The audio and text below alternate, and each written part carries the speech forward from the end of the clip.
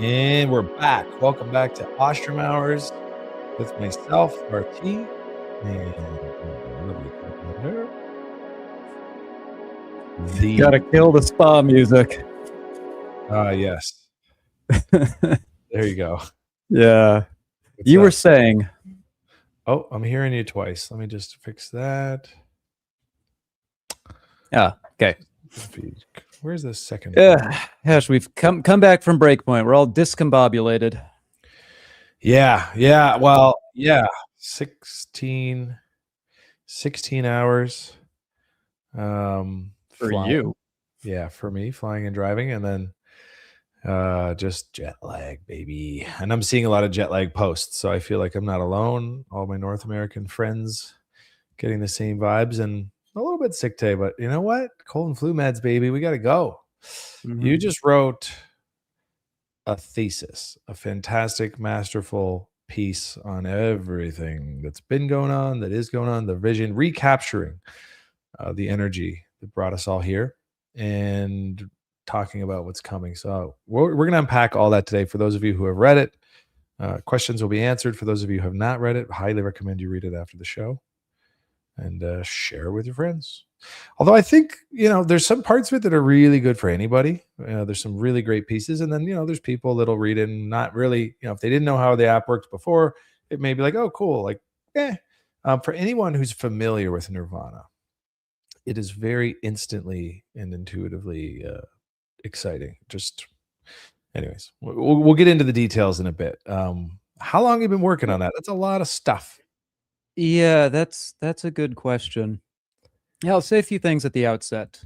One, the main goal is for Nirvana to be a pure protocol, like HTTP.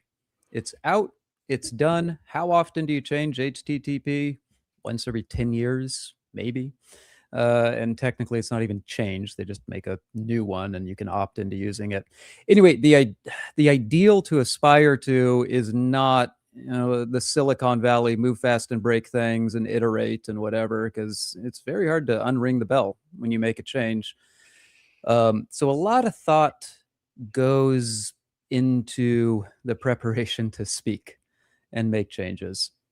And speaking personally, I know myself that you can think something's a great idea and you can sit with it, and it takes months of more conversation before you notice a flaw in it, and it's something you didn't think about. So this article is long because there's been a lot brewing that needed to cool down and congeal so it can all be one gestalt, and we don't have to do updates again and again and again. Also, on that point, we were at breakpoint. Someone pulled me aside from the community and was asking. I was just saying, like, we miss you. We miss talking about things, arguing, discussing, thinking out loud. Like, why have you been a little silent? And the honest reason is that there's a bit of anxiety around speaking freely, because again, 1 week you might think this is a really good idea, and then 2 weeks later you realize, I wish I didn't say that, because then expectations go in the wrong direction. Painted into a corner. Yeah. Long time, in short. Long time. Knew that there needed to be fixes, improvements, some small, some large, and wanted to wait to see them all come together, which I think will make sense as we start talking about them. Some of them depend on each other, so really it moves like a single gestalt to make this update. Now, where this is all going, why this is all happening, is in service of one mission. It's easy to forget how simple Nirvana is compared to the rest of DeFi. It has a very, very simple goal, which is to be the premier global reserve digital asset for everyone, and at all sizes, small and large. That is a grand goal, and that is a simple goal, and it takes a while to get from here to there. and it has to have a certain look and feel about it. Nirvana is always going to be a protocol. It's always going to be an open machine that power users can interact with, like this governance system, the way that emissions work to acquire governance tokens. That's not there as a DeFi whirligig to jumpstart liquidity or something like that. It's not artificial sugar. It's integral to how the protocol works. Think of it when Bitcoin has things other than Bitcoin involved. Some people mine it, lots of people don't, and there's a lot of thought that goes into the algorithm of how you mine. Nirvana doesn't produce a network. What it does is it produces decentralized value, and all the little complexities and nuances that you dig into are just they're not retail focused. They're just in service of making that algorithm function in a distributed way. Where was I going with this?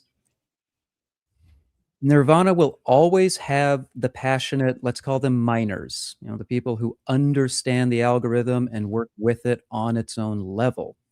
That's not how 99% of the users are going to see it, just as most people hold Bitcoin. And a lot of people can't explain it. Where this is going is to become the simplest experience you could hope for. You just buy Ana and it stores your wealth. That's Done. what it's meant to do. Yeah. It's meant to be the best place to park your wealth. Well, it's not the best, but at least one that contends. Others have trade-offs.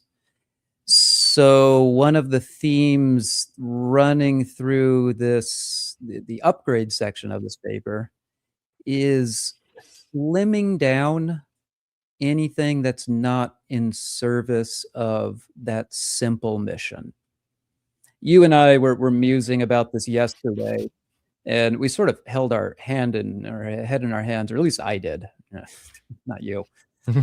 It's my fault, but I was just like, man, this is very much a product of 2021. Like, you had to be there.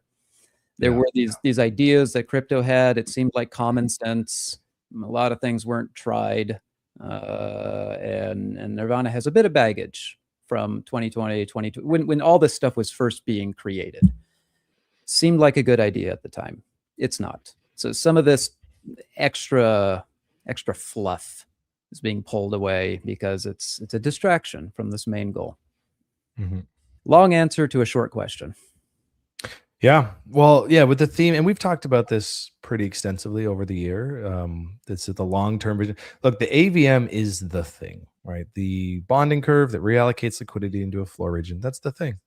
It's being built into Samsara. It's being built by a handful of teams that want to see various forms of front ends, launch pads that build around it. There's a lot of things we couldn't imagine in this moment that will be used with it. You've built out a brilliant SaaS layer that people can engage with. And then back home at Nirvana, it is the backbone of the Ana market. So the idea is, like, how do we take that thing and package it in a way that's appealing, that makes sense? And like you said, there's this lower level that people like ourselves and our community at current moment are all familiar with, and they can engage with it, and they're going to be okay with some of the bells and whistles. And then there's the rest of the world that will prefer to treat it like a savings account, something simple. I'm going to put a deposit in, I'm going to buy something, and I'm going to hold something, and there'll be a nice dashboard that tells me how I'm doing. And I'm a long-term thinker.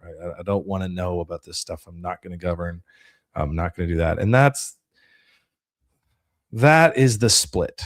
And I think this is a really great step in that direction, where you make it easier and streamline it. For example, phasing out Nerve was something I didn't even know was possible. I always felt like that was a bit of a thorn for us when it comes to explaining. It's like, oh no, you can withdraw USDC, but first you got to borrow Nerve, then you got to buy Solana, then you got to sell. Could we abstract that away and automate those steps, or could we, as you've now decided to do, just completely phase it out? So over time, it just gets burned away when it's used and replaced with USDC. It's very elegant, smooth. No one will even notice it as it's happening once it's started. So those kinds of things are how you get from, do you have an hour? Can I explain everything about Nirvana? To, like, do you have 2 minutes? And I just want to point to a contract address, and you can start engaging with this pretty much in its full capacity. I mean, there's always going to be some edge and some benefit to knowing everything about a protocol like this. But then, and not to jump the gun, but you got to the LST at the end. Yeah, well, let's That's your start there. yeah, that's your simplified kind of solution. Yeah, you hit the center of the bullseye. There's an edge to running a Solana staking validator and doing MEV. Yeah. How many people do that? Not many. There's an edge to interacting with Nirvana, on its own terms, but that's kind of neither here nor there. That I heard an announcement that Coinbase is going to have first-party like on-ramp into Solana dexes. That's distribution. And if getting ANA listed is too cumbersome at first, we'll just do it ourselves. That there are apps, there are products that you can just use your credit card or ACH to on-ramp money to buy something. There will be a portal where you just buy it and hold it like anything else, a savings account. It very well could transition to be a back end for checking accounts. Yeah, the 30-second description of this is kind of all you need to know. It's a yield-bearing asset with principal protection built in, principal protection that goes up over time. It's biased upwards. What more do you need? The LST, this is a bit of insider baseball. As I'm talking about that 2-year vision, the LST might not even be called the LST. It might just be ANA for all intents and purposes, because that is what it is. There's a problem that again traces back to the early days of DeFi, which is projects that are trying to bootstrap want to throw some gasoline on the spark to get things going. This is true of Bitcoin itself. It had heavy emissions in the beginning and it gradually brings them down. There's this thought that you have to get the flywheel going. Anyway, when projects do that, they overcorrect, and the incentives to the incentives to keep the capital on the protocol becomes a golden handcuff. It becomes irrational to do anything else with the money other than park it in one place. You'd be missing out. Yeah. And with Nirvana, there's no other way to make it work, because the governance power, the reward for holding ANA, can only be given if you're actually holding it. That is to say, if it's not deposited in a borrow lend or making a market, or you have to be holding it. So how can you earn your fair share of governance power while also letting the spice flow? That's what an LST is. It's a remarkably simple mechanism. It's very obvious, and it solves this problem of I own this thing, I'm reaping the rewards of owning it. It's like staking your Solana to a validator so that you can participate in the network. It's a good thing. It's just also good to have the flow of money. So all an LST is, for if I can give a 30-second explanation, it's just a receipt. It's a deposit receipt. It's a bearer asset. Whoever has the receipt can redeem it for the deposit. Problem solved. This is part of the end game for Nirvana, to have the people be able to stake it and participate in governance and do low-level power user operations while still letting the capital go where it goes. The LST is a derivative of ANA, and a very, very boring one, but a very useful one. It just is ANA times a number greater than 1. It's always worth at least 1 ANA. And that number goes up over time, meaning that the floor price is inherited by the LST. There's just the floor and some yield baked into it, meaning that when some borrow lend brokers have a look at this thing, it will be very easy for them to appraise it as a collateral. The floor Mhm. is baked into the token. And guess what? That means the liquidity is baked into the token. It is embarrassingly easy to do risk analysis on the ANA LST. And so I would expect that it has smooth sailing being used in places as collateral. No other token that I'm aware of can provide the kinds of guarantees. Liquidity can be here today, gone tomorrow. Mhm. That's just not true of this. How does it work? It doesn't change the Nirvana program one iota. In fact, the LST just goes through the front door essentially as a user. To Nirvana's point of view, it just is a user. It's a But vault of it's a sorts, I vault. guess. Yeah. Yeah. The ANA is deposited. That deposited ANA earns its fair share of governance. It's just playing the rules of the game. It's earning. Governance is represented as prana tokens. And a point I'm sure we're going to get into. I know, I was Right thinking after this. through that. I was like, "We're gonna go back to the burn." Yeah. Yeah. Yeah. Yeah. Prana it does two things on two different apps. It gives you revenue or it gives you governance. In the current iteration of Nirvana, it gives you revenue and governance. In the new iteration, those separate concerns will really be separate. All the I kind of hinted at this. These changes all work together. So the LST does not have any governance power. These are people who have essentially they're not they don't have skin necessarily in the game. The LSTs are floating around. Maybe Binance has 10 million of them. You don't get governance power for holding an LST. So the prana, which is produced as the reward for deposited ANA, is entirely used for the purpose of revenue. And the revenue is entirely used to just buy ANA directly from the market. And the ANA that's bought goes right back into the pool, increasing the share value. So your LST was worth 1 ANA, now it's worth 1.1, now it's worth 1.2. Is this managed by a foundation? No, it's just an algorithm. This thing is intentionally uh, uh, intentionally not dependent on third parties. It's intentionally simple so Vanilla. that it can run permissionlessly. All that happens is prana is being emitted constantly. Anybody can trigger the crank, which is collect the prana, burn the prana, take the revenue, buy the ANA goes in the pool. It's one transaction, And and it then the just happens ratio constantly. increases. Yeah, so Yep. the Yep. LST is 1.1x or ANA. Maybe a month later, it's 1.3x or whatever, and it just grows. And so that 5 ANA that you placed into this vault may someday be worth 25. Well, all that Yeah. revenue just baked into it. Yeah. The idea here, the core idea here, well, there's two pieces. I think one is like, let's get it off the platform.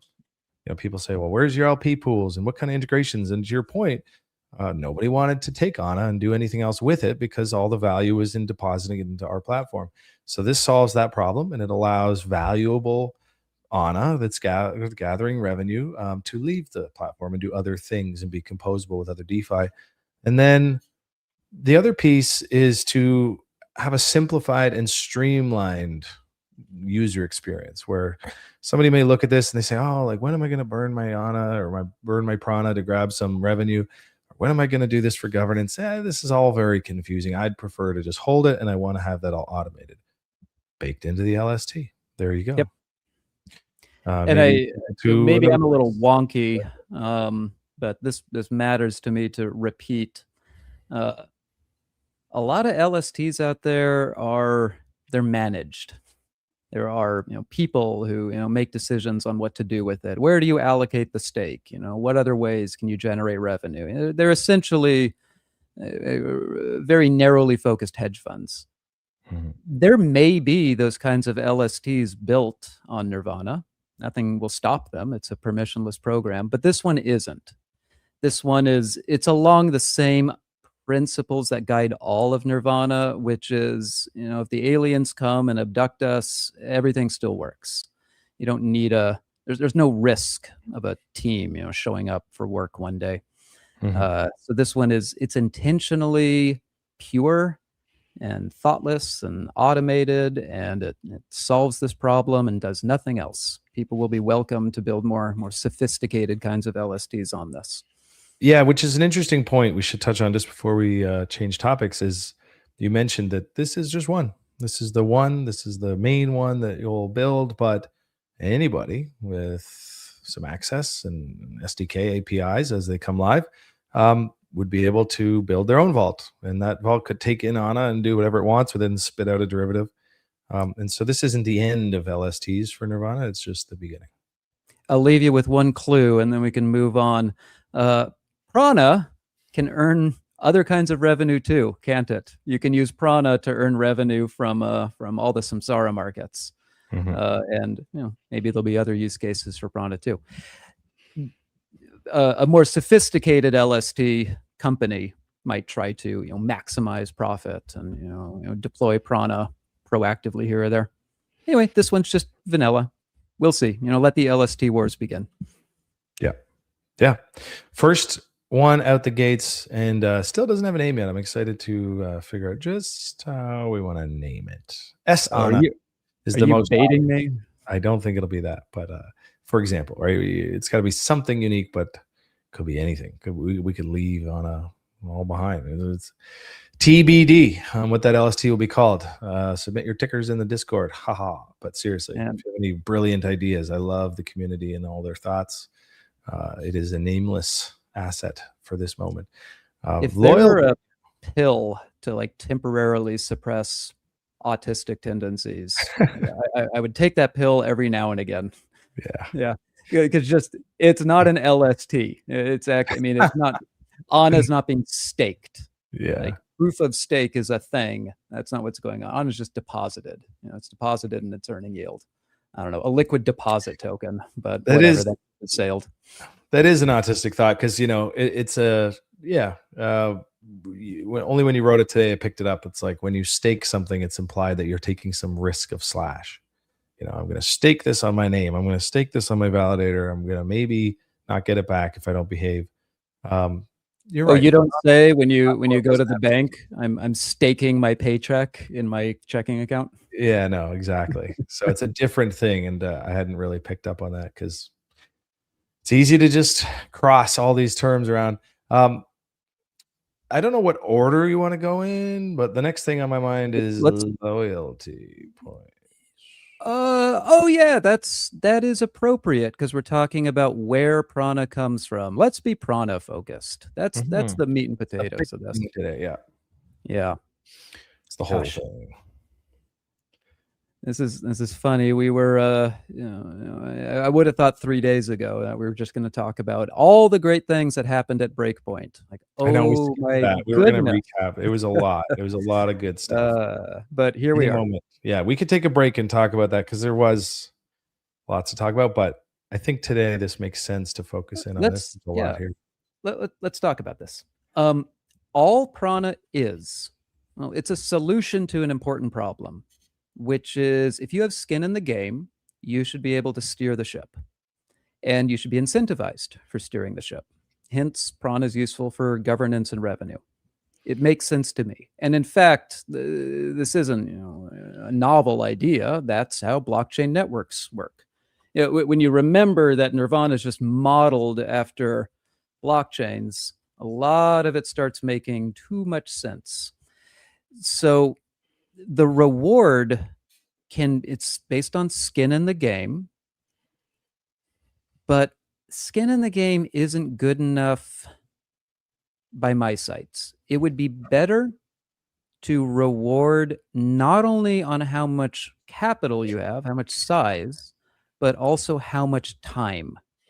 So it's skin in the game over time. And I think that's a very natural way to quantify. If you put skin in the game for 1 second, that's not as meaningful as skin in the game for 2 years. Okay, so Prana is an expression of your ANA size multiplied by time. That's it. It's just those two things multiplied together. Why is it a token? It doesn't have to be.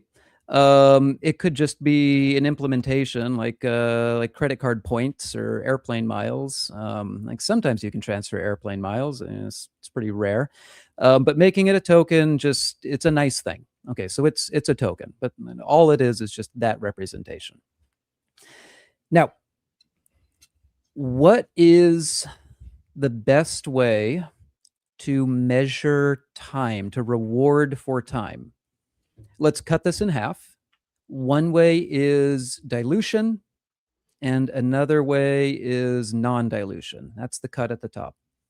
The current system that we have, I regret to admit, is it works. It does reward time, but it does it in a dilutive way.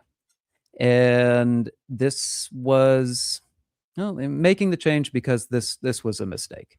I think the mindset behind it was Prana was never really thought of as a token, as an asset on its own, or at least not at first. And so this just seemed like a natural way to count your time.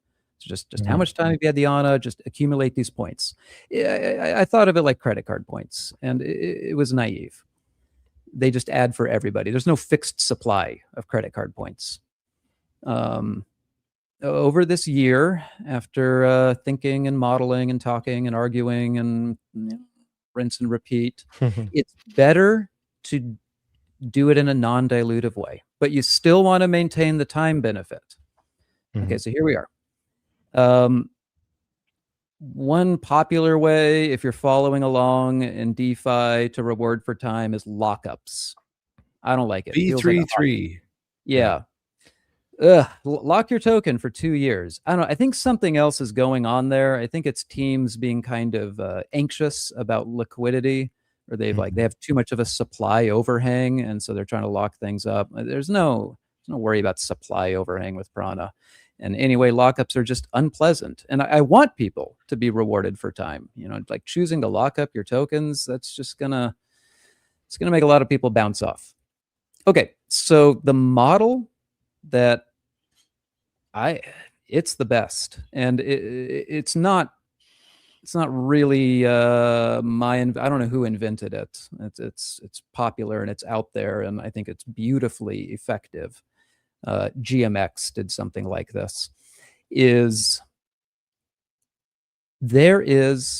kind of missed over one topic. First of all, Prana supply is not infinite. Rather than Prana being emitted like credit card points, which is just like everybody gets points for spending, there is a set amount of Prana being emitted. This is a paradigm shift. There's a set amount of Prana being emitted, and it's shared to all of the holders. So let's just do a round number and say there's 100 Prana being emitted today. If there are 100 Ana tokens to earn it, that's 1 Ana gets 1 Prana. If there are 200 Ana, 1 Ana gets half a Prana. So far, so simple. Yeah. So adding a ton of Ana into circulation would not increase the rate of Prana emissions, and that's the key piece here. You don't want it to be as abundant as Ana. Ana is abundant, Prana is scarce, and so the fix really centers around employing that throughout. Yep. If Prana were credit card points, more money, more points. Turning it around. There's a set amount of points, and the money shares it out. There's a set amount of Prana, it gets shared. Okay. To reward time, here's the trick, which is non-dilutive. And it doesn't penalize your capital, and it doesn't do a hostage lockup. Remember that every incentive is the opposite of a penalty. You can't have a penalty without an incentive. They're two sides of the same coin. The incentive here is that as you keep your Ana in the system, it accumulates an increase to its share value. Think of it like it's a multiplier. It's a boost. Well, it's additive. Yeah. I mean, you could call it a multiplier. There's just something adding to the weight of your Ana. So you put 1 Ana in, it's worth 1 share. Let's keep round numbers going. let's say the rate of your boost is 100% annual. So after 6 months, your on is worth 1.5 share. After 12 months, it's worth 2 shares. After 18 months, it's worth 2.5. It's just accumulating this weight. And you add more ANA into it, and it accumulates more weight. Easy. But if everyone's just accumulating these points, how does this incentivize anything? The incentive is that there's a penalty to withdraw, and it doesn't hurt your capital. It doesn't require a lockup. But when you withdraw, you just lose your accumulated points. So once again, taking what you already had done conceptually, which was have a withdraw fee, and just improving on it to have a similar impact or effect on behavior without that sort of 2021 tax to exit hostage feeling. It still has the same effect, right? It impacts what you could earn versus impacting what you have negatively. It's so much better though, because the withdrawal fee is flat. And if just imagine that you've spent 2 years accumulating these points, you have parked your money for 2 years. If you pull it out and put it back in, you are back to zero. You have to wait another 2 years before you get those points again. And the rate of boost acquisition is governable, if I recall correctly. And so who knows if it's 2 years, because you capped it too. So you don't want somebody who's been in for 5 years, nobody can catch them, it's runaway boost. And it has to have a ceiling where it's like, okay, I'm at max boost. Then my head, off the top of my head, I'm just like, okay, like 3 to 6 months would be a good time to reach your cap so that nobody feels like they can't compete. But that'll be governable. So maybe it is a year or 2 years. I don't know. You remember, this is an incentive, and if people are winning, it's working. You can compete. Just get your skin in the game, and lots of it. The whole point of this is it is rewarding people proportionally based on how much they buy and how long they've held. Without penalizing them for changing their mind, in the direct sense. It's like, yeah, you can leave if you want. But somebody put $10 million in and held it for a year, more power to them. It's working. Yeah. But you're right. There is a let's say ANA is massive. 20 years from now, you can't let this train run away. You can't just let the boost keep growing, for decades upon decades upon decades. Because then it has the opposite effect, right? It's an anti-incentive. People just feel like, I'm never gonna make it, so I'm not feeling incentivized. Yeah, it's pretty arbitrary what it is. You just got to be in a ballpark. And so 2 to 3x, that's fine. It doesn't really make a difference where you put this cap. There's no like principled way to decide. So let it be decided that there's no principled way to pick what this cap is on the max boost, and we'll just pull from the natural world and use Euler's number, 2.7. It's a fine number. Yeah, look that one up, guys. I took a 10-minute explanation last night. It's a nice nerdy little Easter egg, but in its core, it's represented by the lowercase letter E. Yeah. And is used in all things relating to compounding wealth. Is that correct? That's what you explained. It is, yeah. It's the best number of all the numbers. Number you didn't know you needed. Yeah. Yeah. It's weird. I'd never heard of it. Someone may have watching. You'd be like, oh, yeah, I like Euler's number, but I've never. You use it all the time. Yeah, without knowing it, apparently. So I still have to dig into it. I want to watch a little video on it. But 2.718 is your capped multiplier boost. Exactly how long it takes to reach will be governable. Yep. In my head, I'm like, if I had to punt it out there right now, I'd say at 6 months at the most, I'd want to feel like I have to spend to get to that max boost. But I don't have a solid case for why. It just feels long, but not too long. And that's why Nirvana has governance. Governance, yeah. You don't have to decide, and the aliens are coming. And I don't want to decide. Yeah, I don't want to decide, right? It's a lot of pressure. So we'll put it out there at some starting value, it's the amount of time, and it'll creep higher or lower. Okay, pivoting quickly into the rate of decay. You flipped emissions on their head. So instead of, Oh, yes. right, that's a really interesting point. And it wasn't until you explained it to me that I started to grasp it. So let's give everybody that same treatment. So Bitcoin, again, I'll repeat this to my dying breath. If you study blockchains, you'll understand nirvana. Bitcoin has a famous halving schedule. It starts with, I don't remember how many emissions it started with, but they're much less now. The Thousands rate of emissions go down. Thousands, yeah. Well, or hundreds. I don't know. I haven't whatever. looked at the Yeah, halving whatever. schedule, but we're at about There's less. 3.2 right now per block or Yeah. something. And you can watch this geometric decay, which, by the way, you model using Euler's number, how Bitcoin goes to 718. Yeah. no more emissions. It's less and less and less. Prana does the same thing. The rate of prana emissions goes down, and it will start at what Bitcoin did. Again, it's arbitrary. So you pick a number, and then governors will move it around wherever they want to move it. Bitcoin halves itself every 4 years. Sounds good to me. So that comes out to be about roughly 15% annual. Interestingly, Bitcoin doesn't continuously decay. I'm not exactly sure why, but this one will. It's not like it's slashing day or something. It's just gradually decaying at a rate of about 15% a year. That rate is what the governors govern. How quickly does it decay? If the governors are thinking, let's make prana super duper scarce, they can vote to gradually increase the decay. That doesn't make prana come crashing to zero, because you're not voting down the amount of prana. You're voting down how quickly that value shrinks. It's kind of like a second derivative for my calculus homies out there. It's the rate of change of the rate of change of prana. Yeah. And even though that seems complicated, that just is the most elegant knob to turn. You are turning the knob of how quickly it diminishes. I want to draw an implication of this. Prana is always going down. It's just a question of how quickly. Yeah.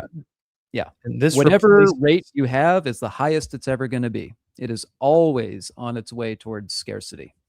Exactly. And this is a replacement to governing the emissions rate, or the emissions APR, right? Right now, it's I think 116% new prana are emitted each year, and people are used to governing that. It can go up and it can go down, and that will be gone and replaced with a governance vote on the rate of decay.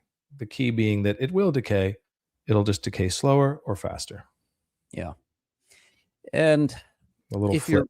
If you're thinking in cosmic timescales, you're probably realizing that it doesn't work for prana emissions to go to absolute zero, because we're going to talk about how it gets burned in a minute. You can't, if it went to absolute zero and the way you earn revenue is from burning it, eventually there would be revenue, without any prana to collect it. I've modeled this out, and you're talking like 1,000 years. I'm not actually that concerned, but there will be a floor, a small floor, so that there'll always be a little prana. Maybe it's like one a year, and that means a millionth of a prana is collecting that revenue. Well, Whatever. And that's the thing too, that it's relative, right? So with the burn to earn model, which I don't think we touched on just yet, so we'll get to that. We'll get to that next. First, you're talking about the supply of prana, and now we'll talk about how the supply goes down. Yeah, and so the burn to earn model. This is a really nice segue. Flipping, I really like how you tied it into sort of the upside down version of buyback and burns. And so the burn to earn model. Yeah, the burn to earn model will work. Say there's $10,000 of revenue on a given epoch, and one person deposits one prana, they get $10,000 if that's the only deposit. And that would work and be true if it was 0.00001 prana, right? So the idea is it scales down with the scarcity as well. Now, somebody who's stockpiling this stuff and doesn't ever burn it for the first 2 years or something, they'll have an immense amount of influence, power, control over future revenue. So the game theory here is just like Again, for this lower layer of participants who are really into this stuff, this is not something that I would tell my cousin if I was at Christmas dinner in a week and he doesn't know anything about crypto. If I was just pitching him Nirvana, the pitch is different. This is not something that needs to be your onboarding messaging, which I think I is a key piece here. Yeah. I feel like I'm on a defensive warpath in a way where I'm like, I swear to God, this is not a game. This is not just fun for the sake of fun. This I is like it. actually part of the economic security model. It's Anna is a value machine, and machines need belt drivers and flywheels and things like that to keep the machine going. Mhm. Prana is just a representation of Ana and time. The incentive to hold Ana for time makes Ana more valuable. So you incentivize Ana over time. Where does that incentive come from? Two places: governance, revenue. Why does prana go down in supply? Because if prana becomes more scarce, it commands more cash from the revenue and it commands more sway in voting. And if the revenue is making prana really valuable and the only way to get prana is by holding ana, it pulls the whole system up. It's not a game. It is it it's kind of an indirect way of rewarding ana holders with revenue. Yeah. Well, it's a The really ana holders get the revenue. This is just how they get the revenue. and it's a really interesting flip because and you've tweeted about this recently, this idea of like scarcity alone is not enough. In fact, a truly valuable asset can be abundant as long as it's designed in such a way. And so this is actually an interesting way of introducing scarcity into an otherwise abundance focused protocol, right? You need both. There's no limit to the amount of ana that could ever exist. There could be many, many, many, many.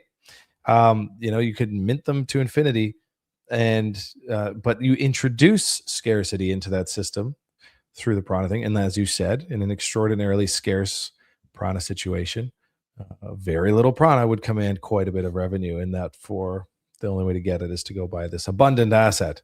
So it's a very interesting design in the sense that you've got two things going for it, and they each are suited to the exact things. It's not infinitely Yeah, scarce everywhere or abundant everywhere. It's the right balance in the middle.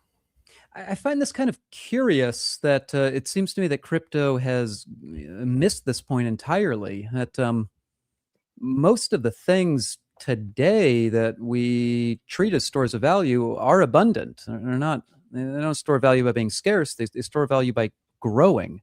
Like Gold. national currencies are an example. I think the reason crypto's in this mindset is because there was a bit of a crisis with currencies in 2008, kind of a blip. Minor. Maybe we're coming up on one right now. And Yeah. ever since then, there are two mental models. You make something valuable by making it scarce. You make something valuable by making it abundant. And scarcity has been the winning model in crypto's mind share. Mhm. But I mean, it's fine and it has its merits, but it's not the only one. I, I think people have a hard time dealing with the reality that as Anna's supply goes up, price, that is a good name for it. Surprise. Yeah, As yeah. it's a price. As its supply goes up, its price goes up. Like it gets more valuable as the supply grows. How else are you going to be a $20 trillion reserve asset? Anna gets more liquid as its supply grows, and it gets more valuable as its supply Mhm. grows. I just think that's the right approach if you want to power a digital economy. But scarcity has its merits, and that's where prana comes in. Scarce things are like voting. If there were infinite votes, it wouldn't work. Scarce things are when there's a zero sum game. So there's a finite amount of revenue. If there's less prana to collect it, prana becomes more valuable by virtue of being scarce. So just making the point that not Yeah. everything scarcity has its place. It's just not the only name. It's not the only game in town. So how do you make prana scarce? Well, you You make people spend it. So the supply is increasing because it's being emitted. It has to be emitted so new people get it. You can just turn off emissions today and say that's that. No, it rewards you for Ana and time. There's going to be more, but there will also be less. Most crypto projects do what's called a buy and burn, where they take their revenue. Well, it's not crypto projects. Most traditional companies do this. Share buybacks. The company made a bunch of money, buys its own stock. Pump the bags. Yeah, it's fine. It's fine, but it's inefficient. It's very inefficient, which is kind of why you rarely see it make a difference. Nirvana produces revenue. That revenue goes back to the Ana holders. It just does it in a Nirvana way, which is to say in-house, efficient, and backwards from the status quo. Rather than a buy and burn, it's a burn and buy.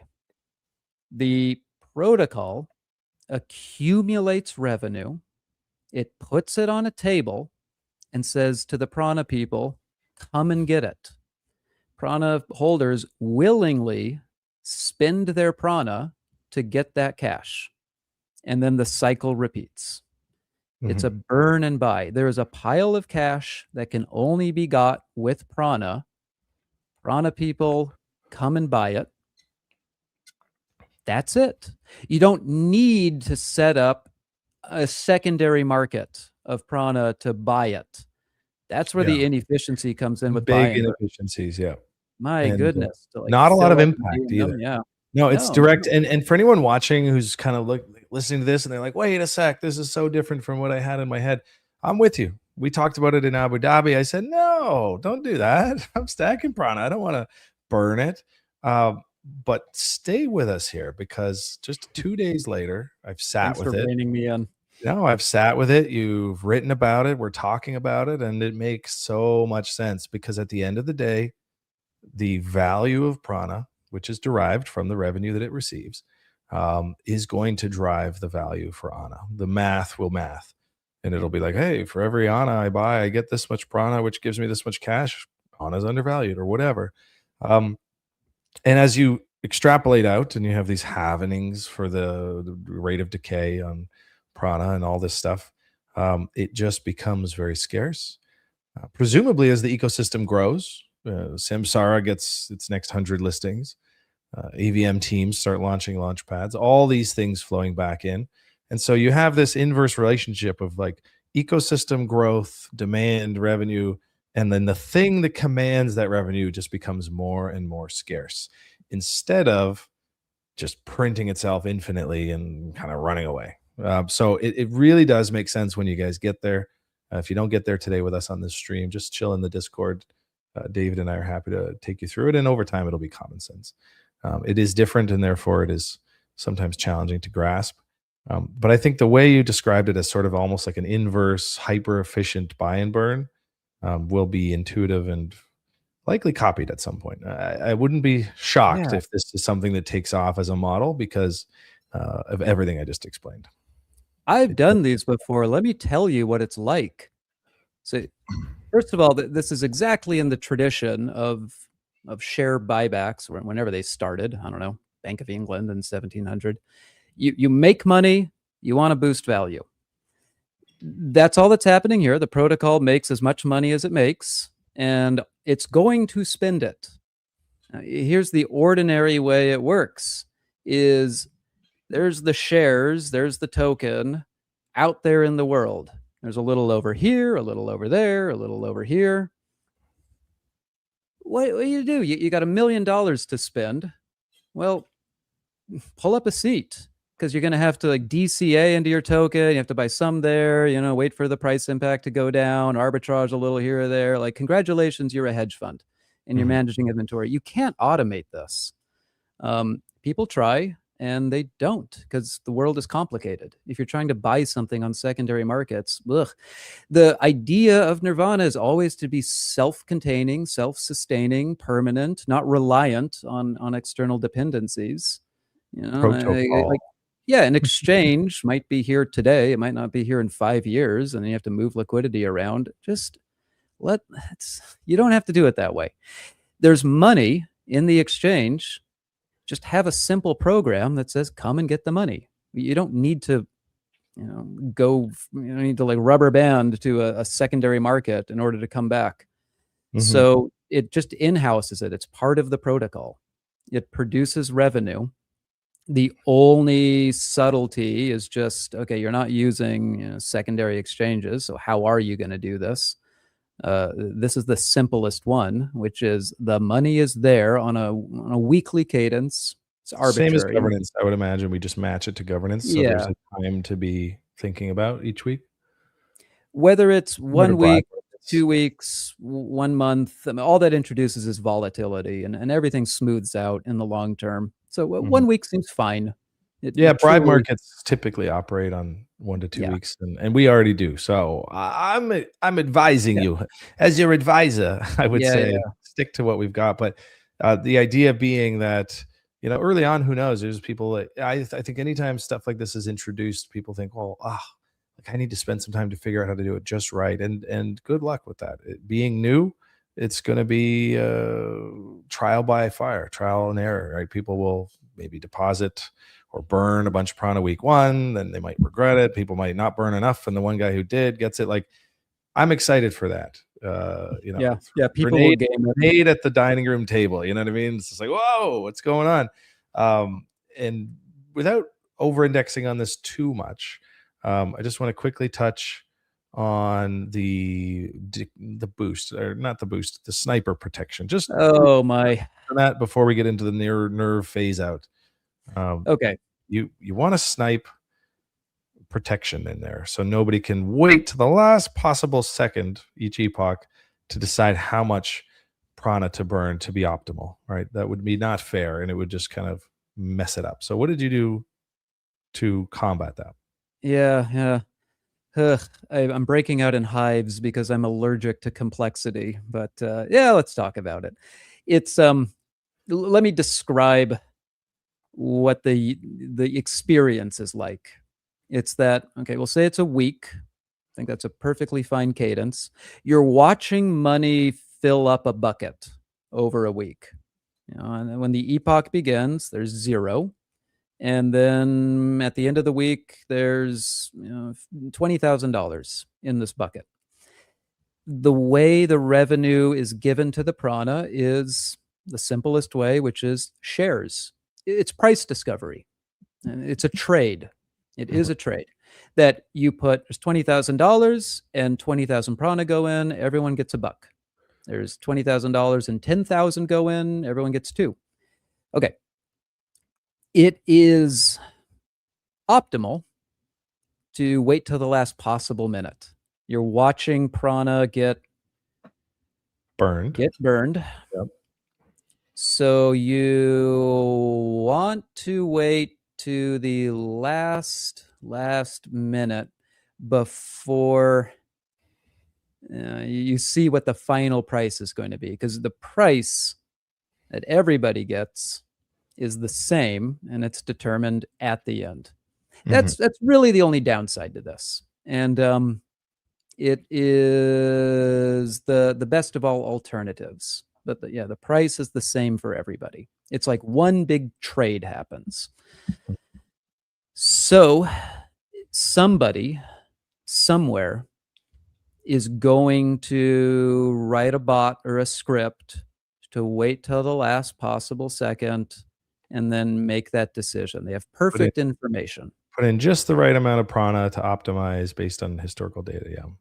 Yeah. That's not a good user flow, obviously. For No, people. nobody likes it when the bots, it's like fun for a week and then a bot shows up, and it's like when you're a kid playing tic-tac-toe and you think it's fun, and then you realize, oh, every game is a draw if you just apply this algorithm. And Mildly optimal game theory. yeah.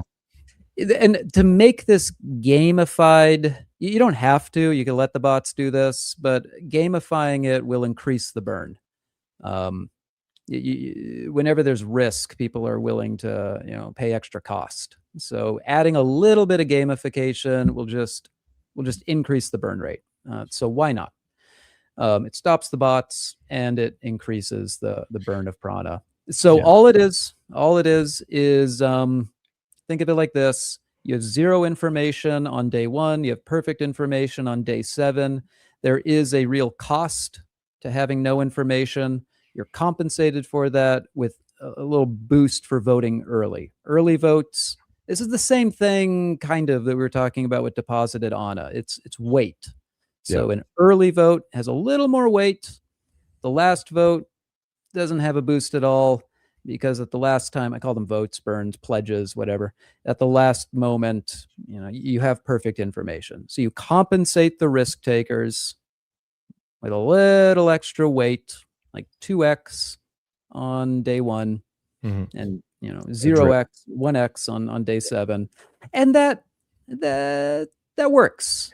It kind of makes it so it doesn't matter when you do it. Like whenever you do it, you'll have some information, and that information will be reflected or in the amount of boost you're getting. So, and let's stay away from the word vote, because we don't want to confuse it with governance. Excuse me. You're good. I saw somebody in the chat kind of reference this. So I'm voting. It's like, no, you are burning your prana to get a piece of that epoch's pool of revenue.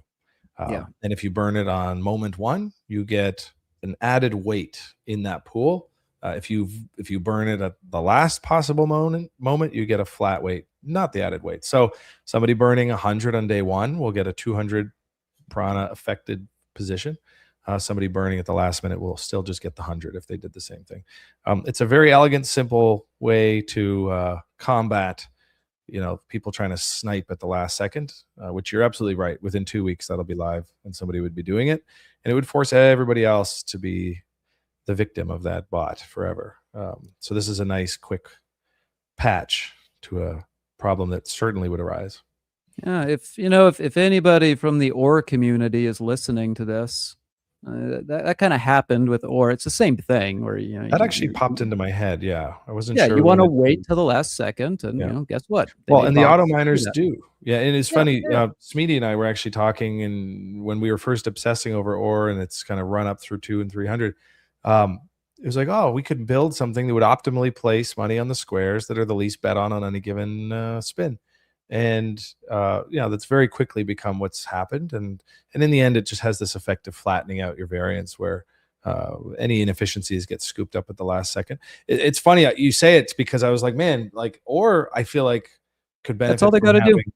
Yeah, if they added a little extra weight, so the first person on the square, the first 10 seconds, you get more weight, then these auto miners would lose their minds. And I don't know how that would affect the fun and the variance that seems to have flattened out with auto miners, but it would scramble it. It would add noise.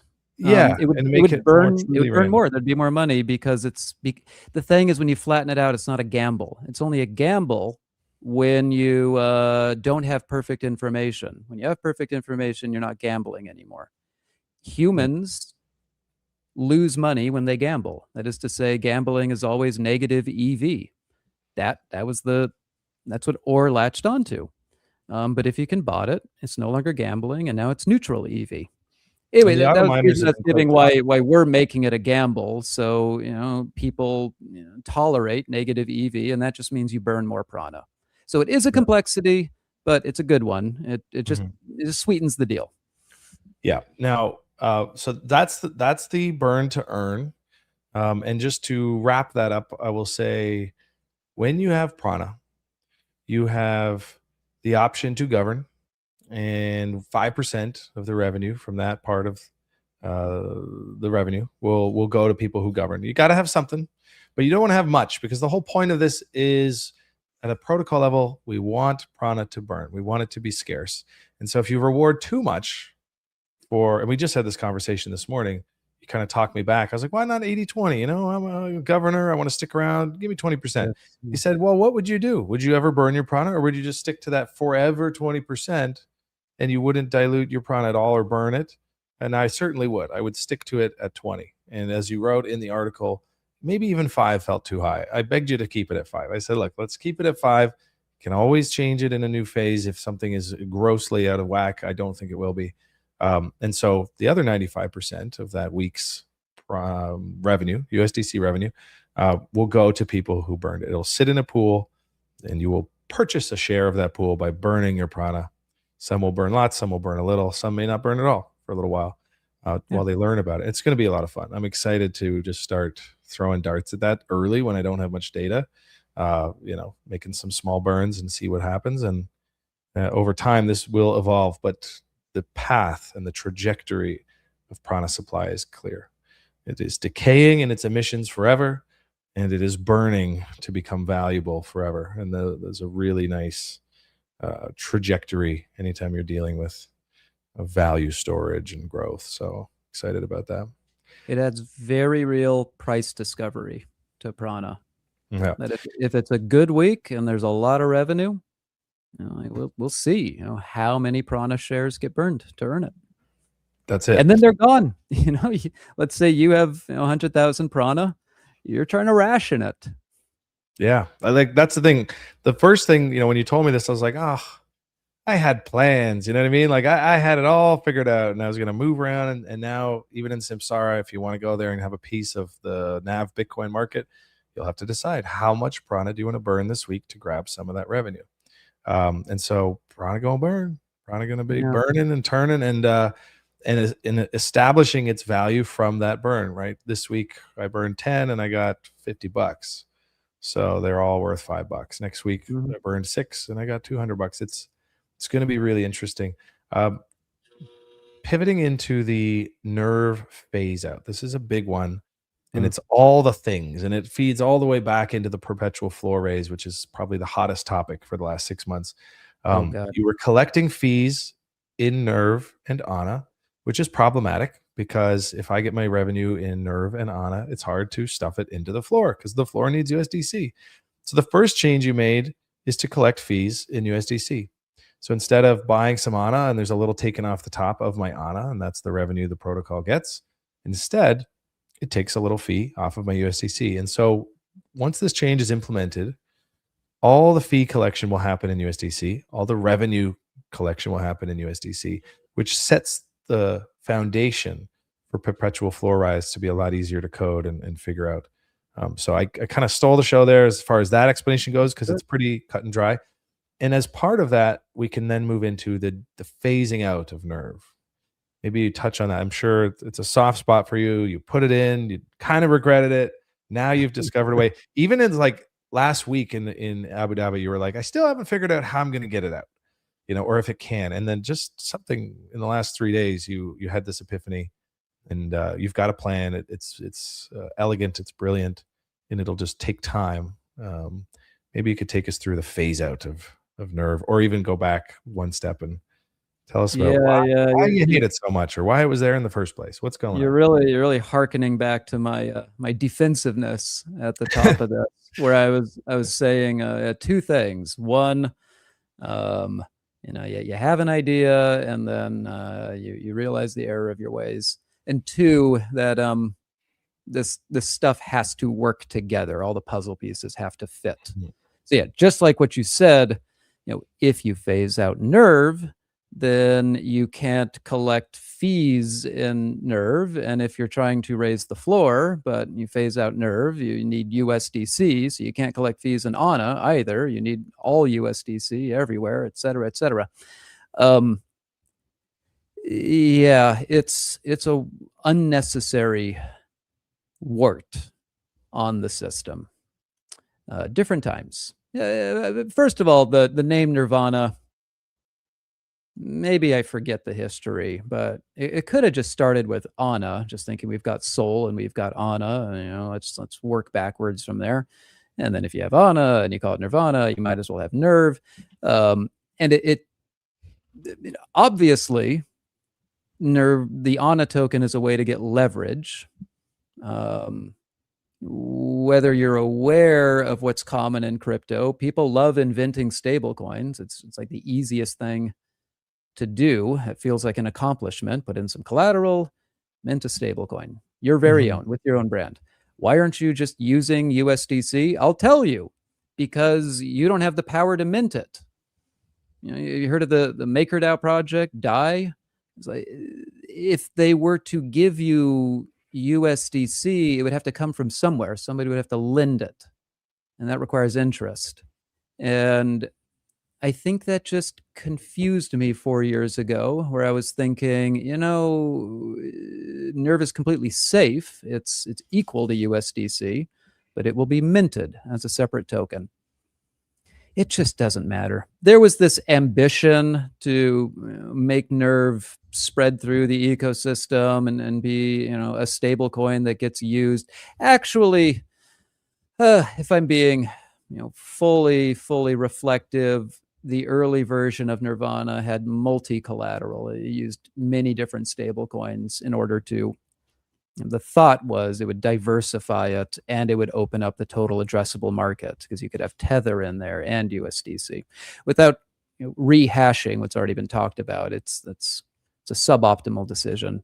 But anyway, Nerve was Mhm. created as essentially a representation of a basket of these.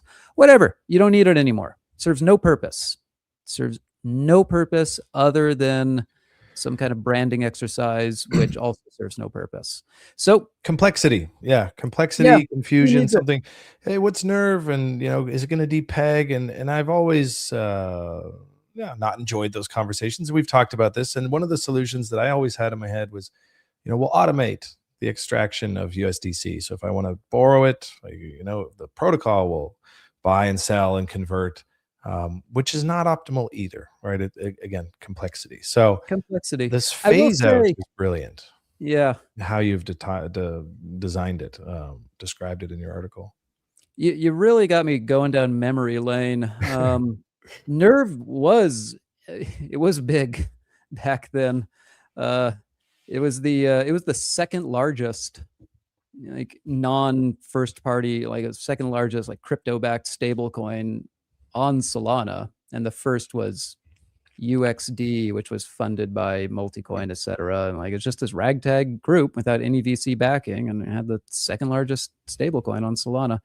But times have changed, so Mhm. let's just do USDC is fine. Yep. Um, yep. So, Smooth, and by simple. the way, this is how Samsara works. That when you possess Nav Soul, the thing that you borrow is not Nerve Nav Soul. You just borrow Yeah. Soul. Thank God. Yeah, Thank I God we're know. not I know. introducing a new stable for each one. And that when you told me that, and that's when I realized, I was like, "Oh, yeah, we don't really need Nerve." But how do you get it out of the system? A lot Oh, of that's the what you ANA want. treasury is filled Yeah. with Nerve, which represents USDC that's been borrowed, or ANA that's been, looped up, or it's backed by locked ANA, which is backed by borrowed or USDC. So the idea here, maybe I'll let you go through it, but essentially, you will no longer be able to borrow slash mint new Nerve. And That's basically, step one. anytime you interact with it, if it gets burned, if you repay with USDC, which is a feature a lot of people have wanted, the protocol takes in the USDC and burns an equivalent amount of Nerve, never to be seen again. And so over time, you just end up with a greater ratio of USDC to Nerve until there's just dust remaining, and we wave at it as we go by. Yeah, I can understand how this might at first blush seem risky, or like, check the numbers. Yep. But it's deceptively a no-brainer. Nerve is just wrapped USDC. That's all it Yep. is. It's a representation of debt. And it's debt in one unit of the quote token, and the quote token is USDC. It's just, I borrowed 1 unit. It just represents that. It's a liability. So the program And can treat it interchangeably without breaking. yeah. So if you look at the composition of the liquidity in the Nirvana market, you'll see Nerve in there.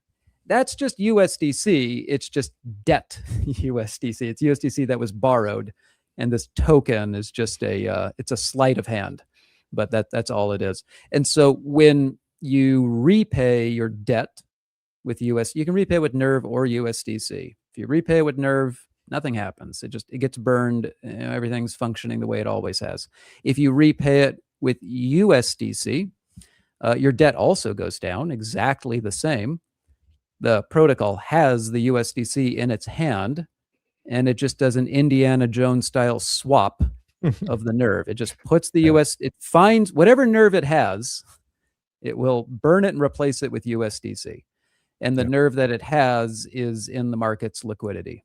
Now, if I could go elsewhere and just replace nerve with USDC, I would. But that's just Can't what it get a does. $27 million loan. Yeah. Yeah. So it's like pulling one token out, burning it, and stuffing another token right back in that hole. You take one out, you put one in, everything's the same. So it'll, like you said, it'll just gradually dissolve. Nothing is turning off besides the ability to create more of it.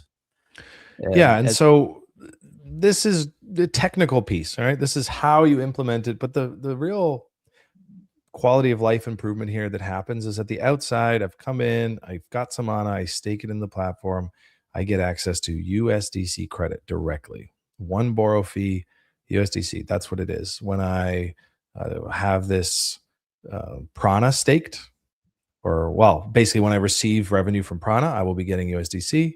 If I have the LST can operate in USDC. Everything just gets a lot friendlier technically, and on the front end with people interacting with it. A huge friction point this year has been this kind of nerve workaround, and really happy to see it go. And I think you are as well. So that's going to be some really nice fat cut off of the mental load anyone has to endure when they want to get a piece of the greatest treasury asset in world history. I want to touch on something that is dear and dear to my heart, maybe something people glazed over on the read through because there's so many things in there. Making this more aggregator friendly. Oh my goodness. The token accounts, right? 99% of our supply sits inside of one thing on chain. And my God, is that looking red flaggy.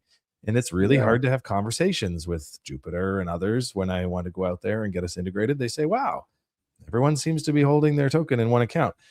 You've come up with a way to give everyone who's depositing into the platform their own account. So on chain, we're going to look like a normal token, which has a lot of benefits, particularly for my life as I go around and talk to people about this and try to bring them in, whether it's for a DEX integration and that. So maybe just very briefly, I don't think there's much technical explanation needed, but that is one I did not see coming. I did not know was possible, and you've cooked it up. Yeah, for better and sometimes for worse. Yeah, I am who I am, and I don't hang out in the trenches. And so sometimes I don't understand what the day in the life of a crypto trader is. And we check for bundlers. Yeah. I never knew what a bundler was. I didn't either. And I don't snipe stuff like that. But I'm just trying to make the program as secure and simple as possible. And the simplest thing to do is not create a whole bunch of token accounts. It's not insecure. It's just, fewer moving parts. It's like, this is the simplest thing to do. It's the easiest to manage. You need. It's like, well, I need one for sure. Yeah. That's it. Yeah. But then you go to Bird Eye and it shows the supply sitting there and you're like, oh, that's so annoying. Because then, you want to have belt and suspenders checks. They're redundant, but you cover your program with alarm bells. And I'll just give you an example. I'm just like paranoid. And so you have like a check, like look at the token account. Is everything in there that needs to be there?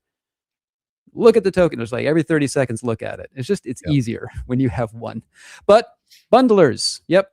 So, if anybody wants to create a Solana DeFi app, free advice. Create as many token accounts as you can, because 100%. That will make the aggregators see this as organic. We have like 20,000 visitors to our app every month. Last I checked. Yeah, I saw that. One master Ana account, so it looks like this token's dead. To these aggregators, they just don't understand what they're looking at. Anyway, file this under a whole host of things to make Nirvana play ball with all of this infrastructure that was spun up in the last couple years due to the trench warfare they created all these tools and they have all these like ways of measuring things, and Nirvana is just doing its own thing. It's not a launch pad or whatever.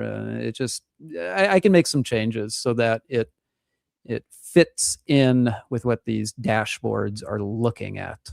That way they don't have to write custom code to understand our program. We'll just adapt to them. Can't beat them, join them. Yeah, reduces friction, and we talked to a lot. You mentioned Camino and Jupyter and Titan Decks in your article. Yeah. I missed Bartega. Bartega, if you're watching, I'm sorry I missed you. I'm really glad you got to meet Sid, working over at Camino there. And so I haven't even had a conversation with you about how all that went. But at the end of the day, this single asset platform, Samsara being a multi-asset platform, all the AVM front ends being many, many, many multi-asset platforms, they're going to want to see the light of day. They're going to have flow and revenue going through them, and aggregators will be much more interested in having that package deal listing. And Titan Dex in particular has expressed an interest in getting us integrated there. So this all just smooths things out for that in preparation for being available. And when you look on chain and you look at Ana right now, it's anyone's guess what kind of liquidity you'll see. You won't see the AVM's liquidity. And you should see it. It's one of the most liquid coins on Solana. Relative to market cap, it is the most liquid coin on Solana. It's something like 27 million liquidity on a 32 mil cap. Like, it's insane. But you look at it, and it's got 100K, which we only put in there because we wanted listings on CoinGecko. Like you said, bending over backwards to kind of fit into what's optimized for. And this is just us coming back and saying, okay, let's set it up so that on-chain, metrics-wise, views, is all optimized for what is already expected. And yeah, so thank Nirvana you. is it's the Apple of crypto. And you know what Apple does? It looks at USB cables and it goes like, well, this isn't optimal. And then they come up with their own proprietary cable. And they change it every 5 years. We won't do that. Yeah, we don't have that plan, but yeah. But the point is, God, this grinds my gears, and I'm reflecting like I have become that which I loathe.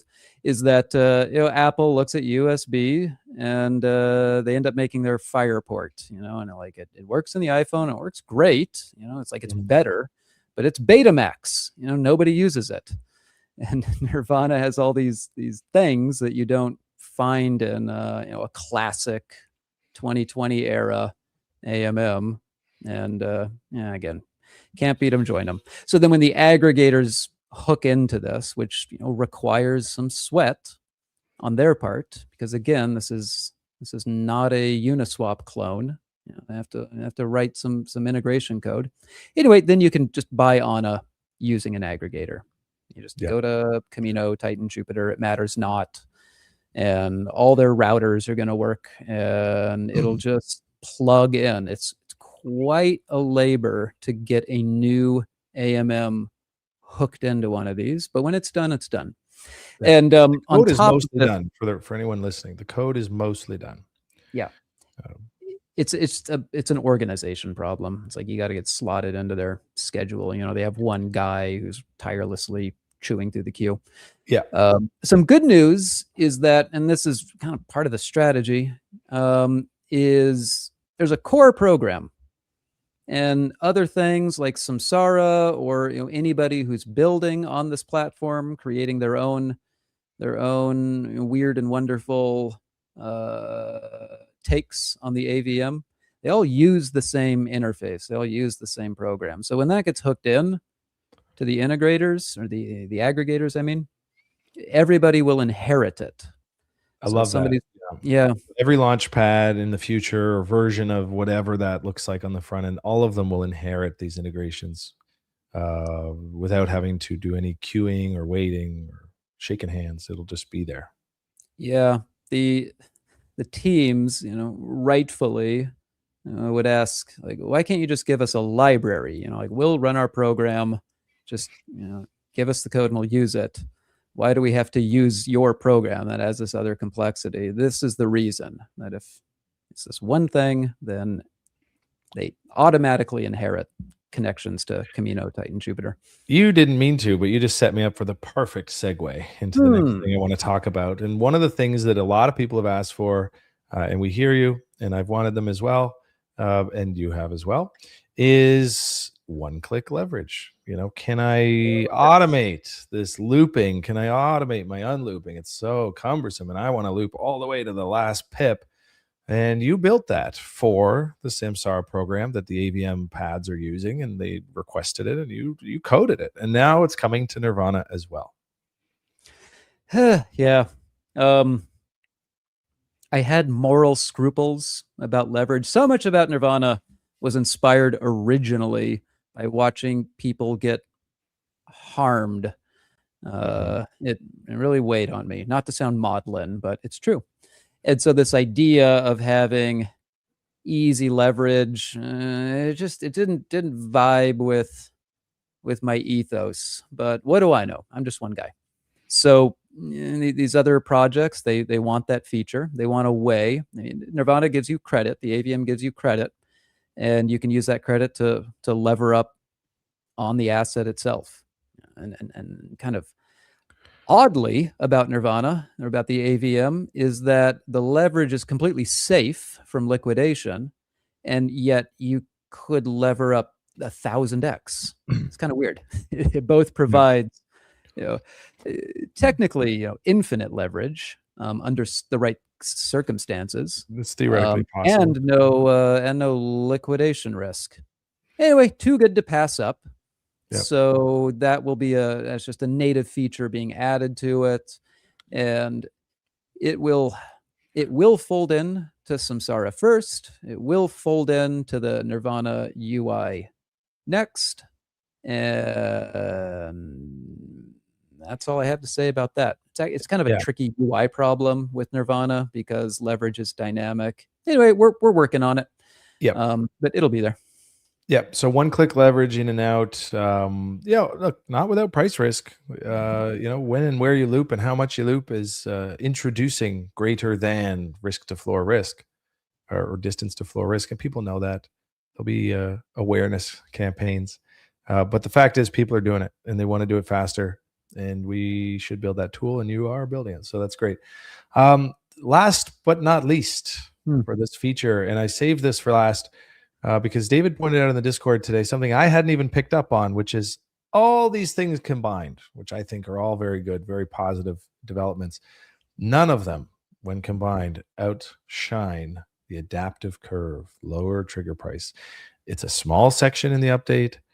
I didn't fully understand it when I read it. I was like, oh, cool, adaptive curve. And then David pointed out to me what it meant, which is essentially that as price crawls down the shoulder towards the floor, the trigger price can come down with it. And there's been a lot of talk of like, oh, that trigger price, it's so high up, it's so far out, it just keeps creeping away.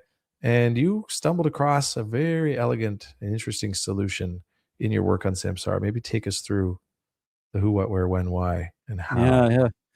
Yeah. My kingdom for a whiteboard right now. I know. Well, I was thinking we might share the bonding curve demo. Yeah. The avm.nirvana.finance. I can pull it up, or do you want to pull it up while you talk? Goodness. Would you pull it up, please? I will. My microphone stand just broke, and so I only have one free. I've been noticing that you're just doing the show host. Yeah. Let me pull it up, and apologies to the producer. He likes it when we have these things up ahead of time. Surprise. Surprise. There you go. Here's something that we all know. What is the floor of the AVM at the end of the day? If you want to, oh goodness. It's mobile optimized, so it's a little different looking here. Oh no. I'd been using, I wrote this on the airplane to Breakpoint to show on the conference room floor. Dang it. I had only ever used it on my phone. I'm on the conference and I'm just using it on my phone. I didn't realize it was a rush job. Okay, well, I'm gonna fix that. Anyway, we all know that the floor is just this. It is a bid at sufficient size to buy every token in supply back for the same price. When you break it down, that's all it is. It's a bid at size to buy everything at a price. Where does the open interest from that bid come from? The liquidity that the AVM commands. It's I don't know, it's really simple when you look at it directly head on. Okay, if there are less tokens in supply, you need less money. So far, so good. So what we know as a side effect of nirvana is, call it the I don't know, the liposuction protocol or the Phoenix protocol. If people sell an AVM token into the floor for whatever reason, and that is burning them out of circulation, but it's not moving the price down at all, there's less mouths to feed. The floor can rise on less new money. If the floor is, if there's 1,000,000 tokens in supply and now there's 100,000, that's just that's 1/10 of the money you needed to raise the price for all of them. And so you're trying to raise the price a penny. Okay, that's obvious. You can just do a little better than that. So nirvana always healed itself if you were selling back. Selling back, ironically, but it makes perfect sense, selling back heals the protocol. It makes the spring back even stronger. You can do this before you hit the floor. You can do the healing of the liquidity on your way down to the floor. Oh yeah, okay, you got it up.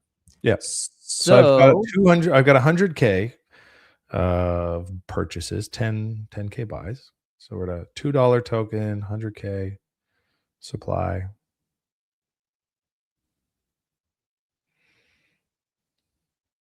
Yeah.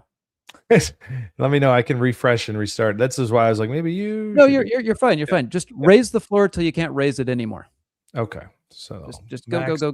Okay. Yeah. Now look at the trigger price, which is on the disabled button. It says like, the trigger supply or trigger price. What does it say? Which disabled button? The raise floor? Yeah. Oh yeah. Doesn't it say yeah. Required supply 101K. 101K. Okay. Start selling. So I'm selling. Oh. Now what is it? Required supply 93.4K. Oh, it just went down about 7%. So the trigger price just dropped with price. Yeah, so it's the same floor raise, it's the same 1% floor, but now you need 7% less supply to do it, and a lot less in price. That's showing the supply. I guess this app is showing trigger supply, but the price will be even lower than that. And okay, all that's happening. Yeah, when I realized this a couple months ago, it was just, oh goodness, that's so obvious. All that's happening is the buy side of the AVM token. There's always a sell side and a buy side wherever it sits on the curve. All that's happening is that the buy side, it stays the same. The buy side is always the slightly thicker liquidity than the sell side when you're inside the shoulder. It's just, put it bluntly one more time, the buy side is fixed.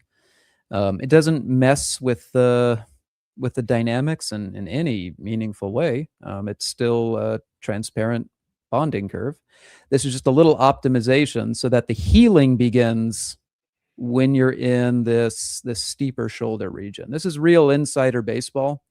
I'm slinging some lingo. The upshot is that, the upshot is just this design, that AVM tokens do not have a falling knife problem. Instead of falling knives, they're bouncing balls. The closer you get to the floor, the more it becomes rational to buy. So it'll bounce off. There's this sense of cyclicality where if there's a sell-off, it makes the buy, the swing back towards being bullish, more appealing.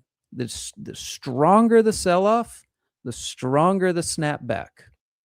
That's it was made apparent by how the selling into the floor lightens everything up. But that principle is all over the place in nirvana. That and it cuts both ways. The greater euphoria, there's this reversion to the mean. This just makes sure that when there's a big sell-off, the reversion to the mean is even stronger. So all Hmm. that's going on here is if there's a moment of weakness with an AVM token, not only is the risk going down because you're getting close to the floor, which in my opinion is good enough, the risk is going to zero as it gets near the floor, but the the ability to raise the floor becomes easier. It's a bonus. Without having to sell into the floor. Yeah, Yeah. it's quite the parlor trick. I did not know this was possible. As I understood it, it was not. And you had this epiphany while you were working on Samsara. Is it already live on Samsara? Oh yeah. Yeah. So we could play with that. Yeah, and I think all the guts of the change aside, the net impact would be, let's say, thinking back to April prices at $7.40, the trigger price or whatever it was, and the trigger price is there, and price consolidates back down towards the floor, and the trigger price doesn't move. If a lot of people sold a significant amount of supply into the floor, the trigger price would drop in the current form.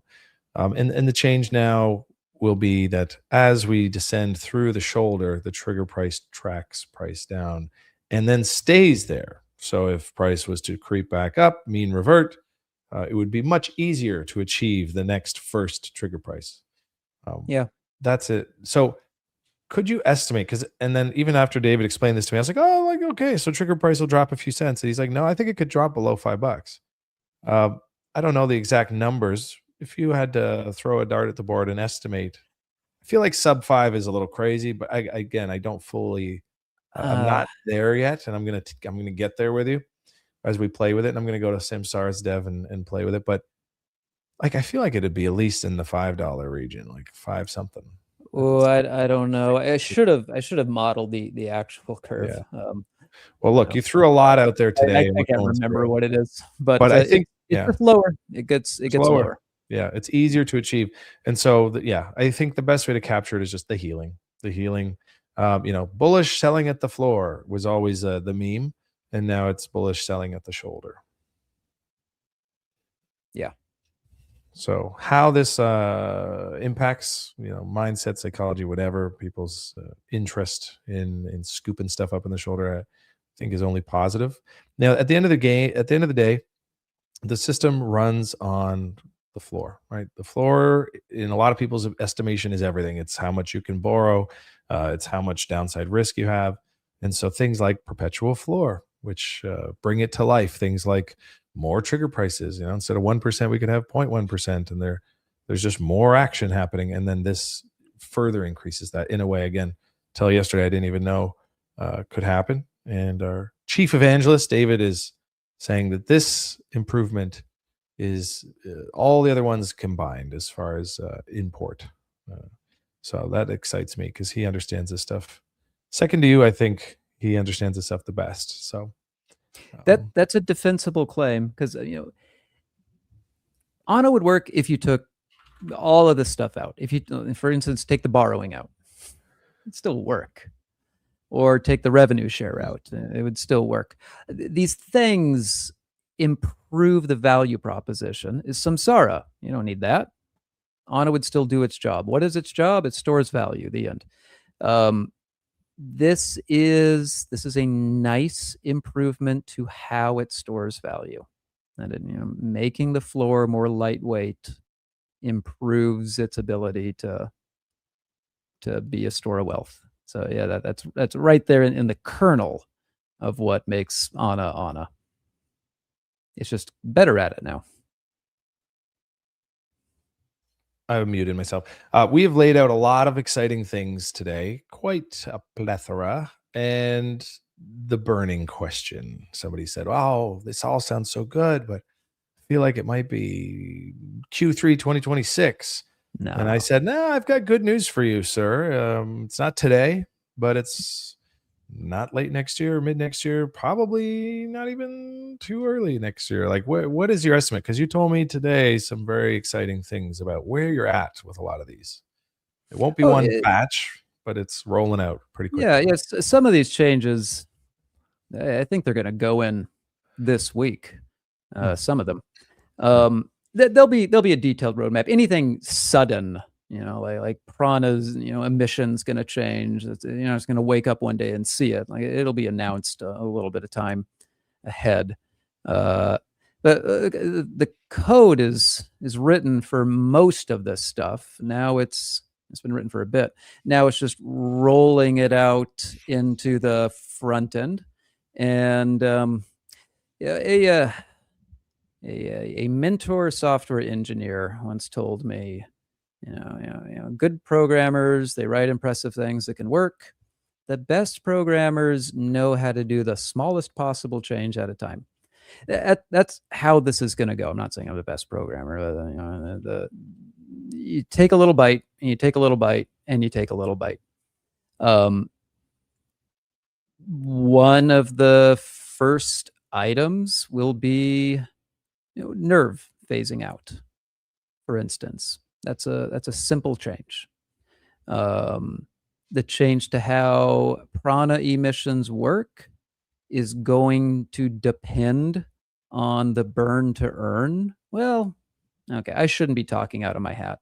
In short, there'll be a plan. In short, it's going to be iterative. We're also launching Samsara on the 12th, 13th, 12th, Yep. 13th. Okay. 13th. There's a lot going on that combined with the holidays. It's not that Maybe a little everything's going to happen in the next 2 weeks, but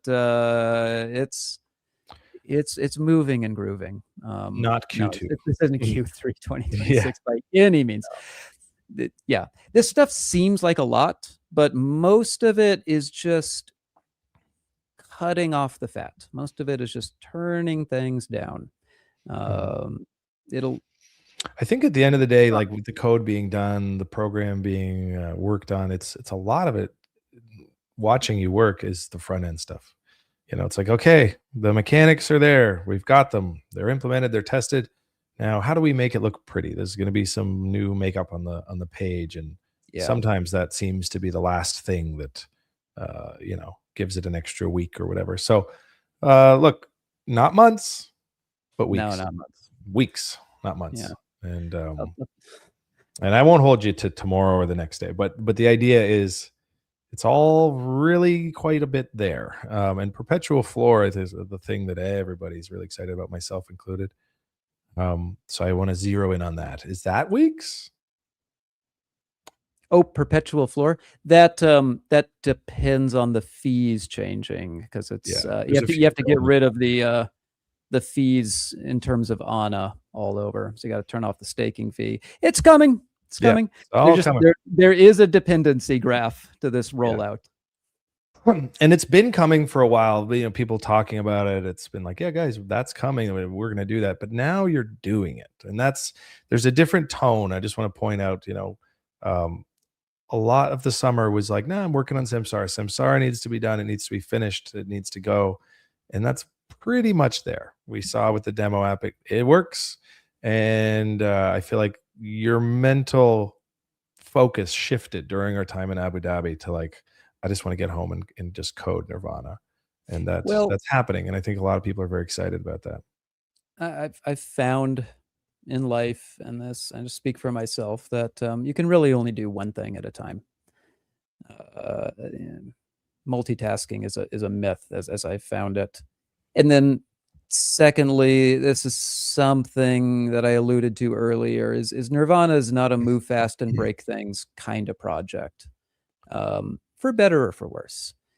So talk about the floor. I don't think I was able to communicate this, but I think there are other things that have to happen all at once to make that happen. It's not as easy to just make that feature. As we're talking about the fees, there's a butterfly effect when you make changes in code. So it did simmer.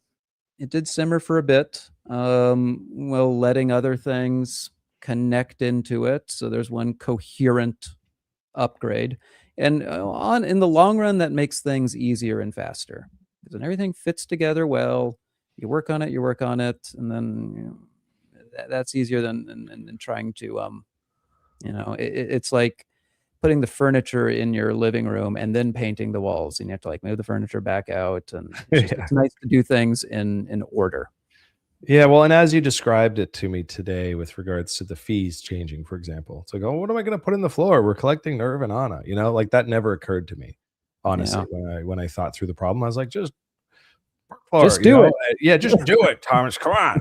So like, and then obviously coding it for Samsara was a really good exercise in the development phase, and the code is the same. AVM treats it as the same, I Yep. would imagine. So yeah, all good things coming as meant to be, and I imagine if you rushed into it in May, like I had asked you, you correctly let it simmer, and some new and really good ideas have come with this big sort of push to what are we calling it? V 2.1. Somebody said, dude, that is a V3. There's a lot of changes here. I don't know V the lingo and 2.718. V 2.78. There you go. Euler's number or Euler's number. Yeah, So yeah. yeah, really exciting. Somebody asked today, I'm just trying to think of final thoughts, other news items. Samsara listings will be released tomorrow. We have an article going out. It's already Yes. so Thursday we will announce what's coming on Samsara first. Many things will come, but the first lineup is set, and look forward to that tomorrow on your Twitter timeline and in the Discord. Um, I mean, touch on Breakpoint for 5 minutes, but I mean, it was just incredible. I just want to give a big shout out to Monkey DAO. We stayed at the Monkey Hotel. We were very fortunate to get a room there because I had just bought my monkey in September. Shout out to Paswaf, one of our ambassadors.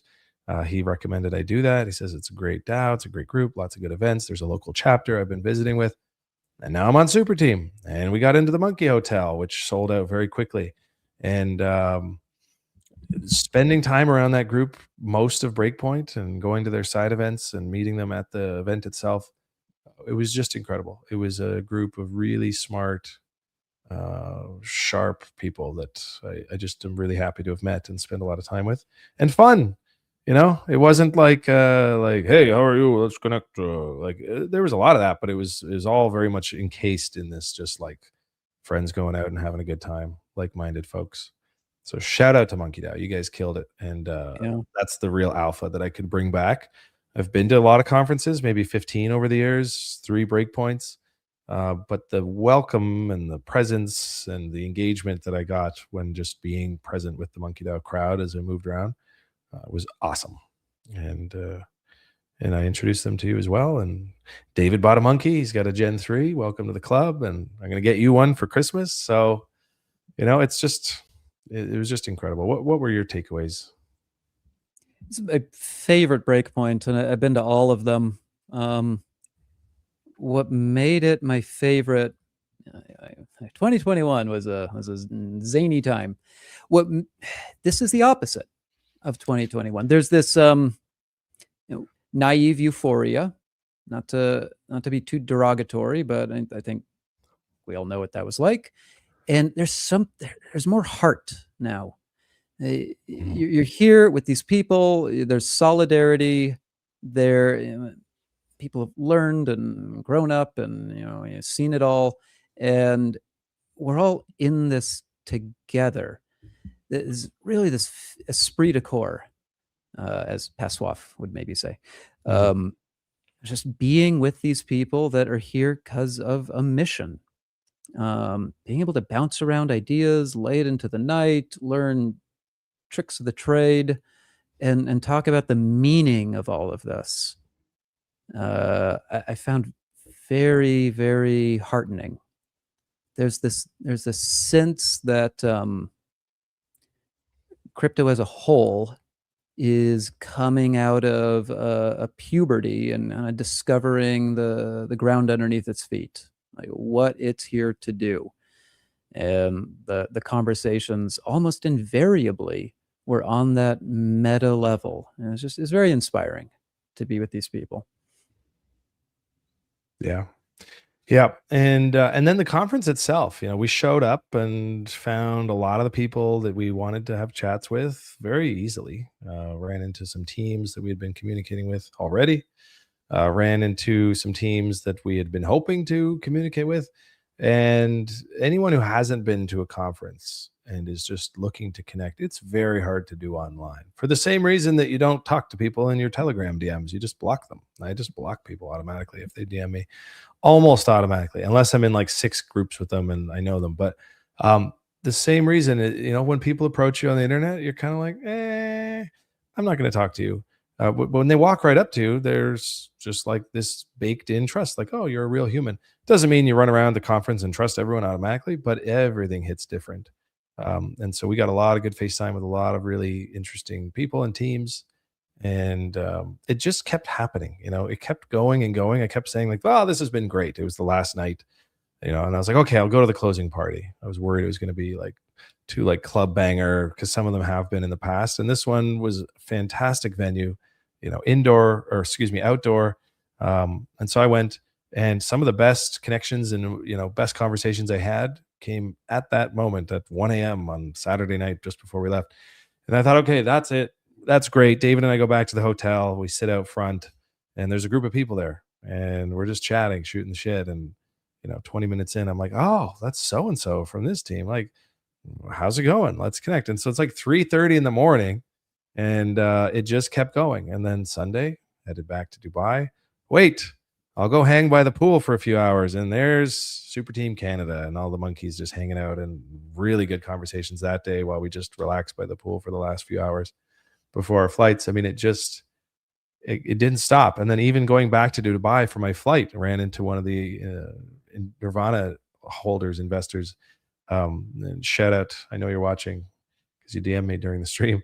And we had a wonderful dinner. Took us out for dinner and all this stuff. And so it was like right up until I got on my plane at like 3:30 was the flight, but right up until about midnight, I was just having like fantastic experience with people. And so can't say enough good things. And Look, man, like, go to a biotech conference. You got all these booths of people selling defibrillators or whatever. They're all in competition with each other. It's like, I build my defibrillator, you build your pacemaker. I guess we can like go get drinks and complain about Medicaid. Crypto it's very collaborative. There are the ties that bind. And yes, there is competition, of course, but you don't notice it. There's this feeling that we are all here trying to do the same thing, and we lift each other up and work on these things together. The spirit of generosity and openness is it's palpably different than any other industry I have ever been to a conference of. It is unique. It's uniquely convivial, shall we say. Yeah. Yep. And, I think there's something to be said for like an extreme fear environment. There's like when you're in this phase of the market, which has been quite stressful and challenging for a lot of people, a different vibe comes out, different from 2021. I was there. It was just like standing around. Somebody was like, I'm a billionaire. Like, it was just insane, pouring champagne over. Like, you just have a different crowd, a different vibe. Whereas at this one, like, it was builders through and through, people that I didn't see anyone checking price charts, and price never came up once the entire week. Now, maybe that's a function of it not being that exciting. People are like, I don't want to talk about price, but the point is, it was just, it wasn't, it wasn't a bunch of traders trying to get rich quick. It was a bunch of really passionate, interesting people building cool stuff.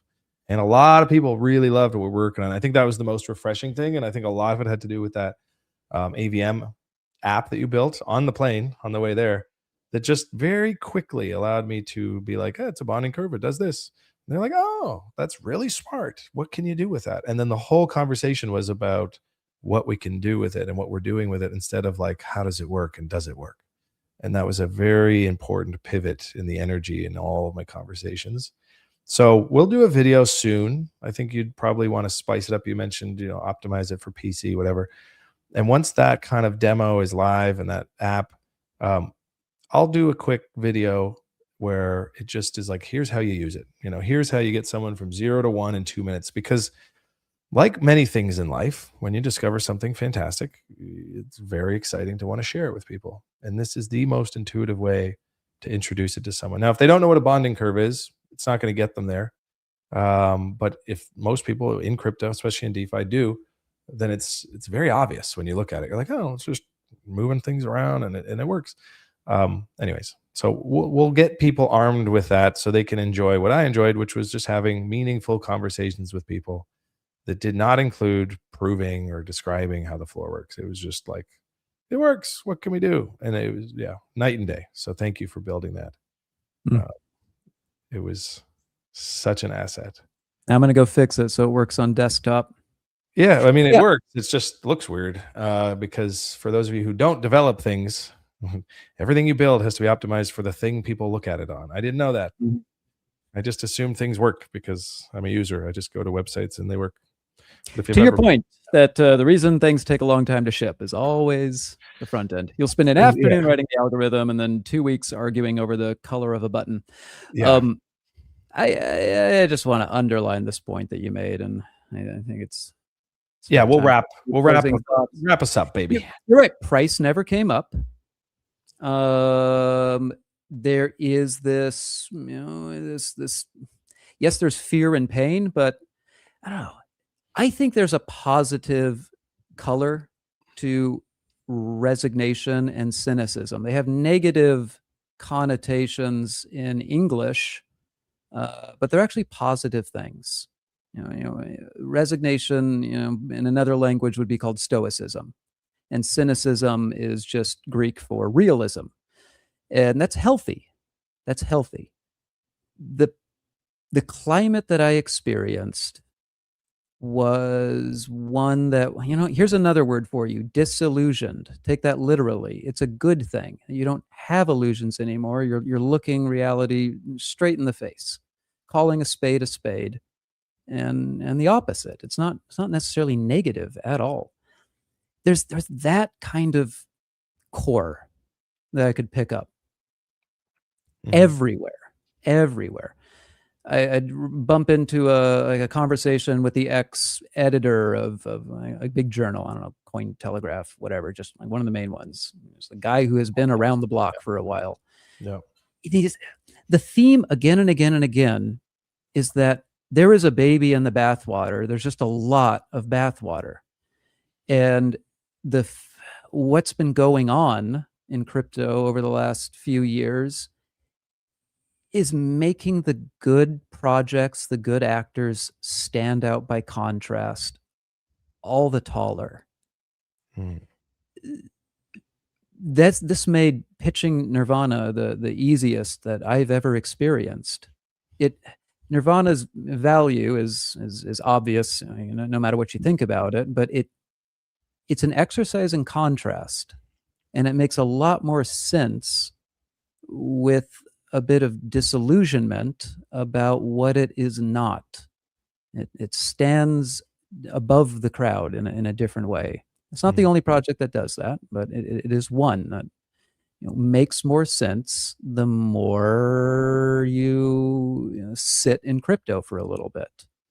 It's reaction. Yeah. Yeah. I've always thought it would get a boost from the washout, right? Yeah. And it has. And the people then that are building and doing it, it's out of genuine love. It used to be, let's all get rich, or die trying. Well, not anymore. The people that build don't have that as their primary motivation. There's something more wholemeal going on. Anyway, I loved it. It was just very, very human, very like everyone had a calling and a vocation. There's a real reason why we're doing this. Yeah, and I ran into a lot of people who were potentially in retirement, like semi-retirement. They were like, "Oh, I don't work for money. I work because I'm passionate about the thing I'm building, and I won't take a contract to develop this software if I don't think it's going to change something big." And I had a lot of conversations like that, particularly with some super team France guys. Shout out to those guys through and through. Just fantastic, talented, successful exits from previous things. Don't need to work, but want to work on things that are important to them. I had a really good couple of nights with those guys. There's a lot of them, so many. But yeah, all in all, that was my vibe as well, and that's why I'm here. You know, I hit that cynicism peak in post-Trump token era, and was inspired by what you're building. I came in. I don't take a salary. I'm here because I want to be a part of this thing becoming as big as it deserves to be. So, with this update, Same.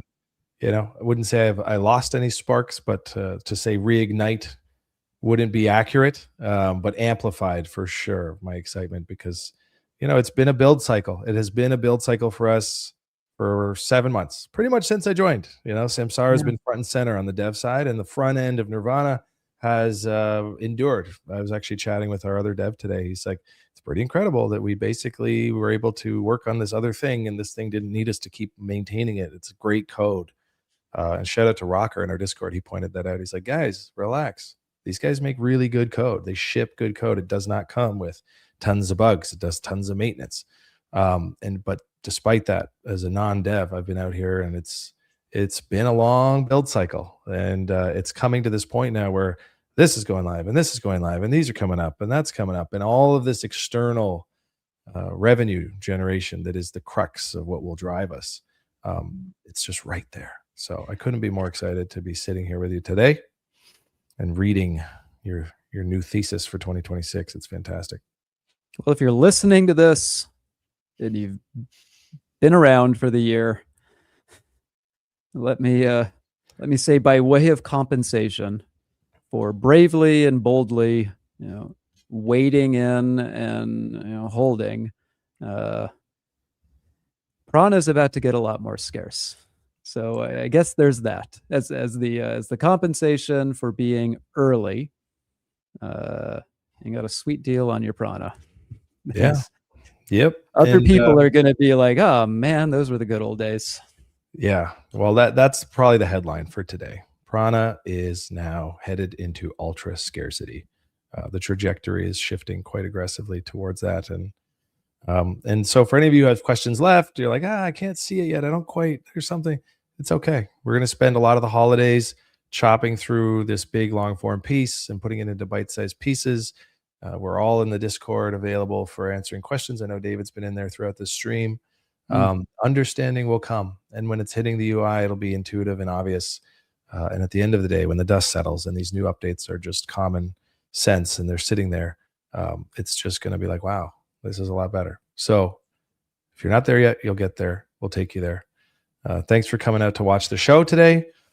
And if you celebrate, have a wonderful holiday. You're probably going to be not working for a little anyways. We'll be in and out. We'll be in and out. I got a good 3-day stretch around Christmas, Boxing Day, and all that stuff. Otherwise, I'll be around. So shout out to all of you. Thanks for sticking with us and rolling through it. And 2026 is looking brighter than ever. Put on your sunglasses. Take care, guys. Thank you.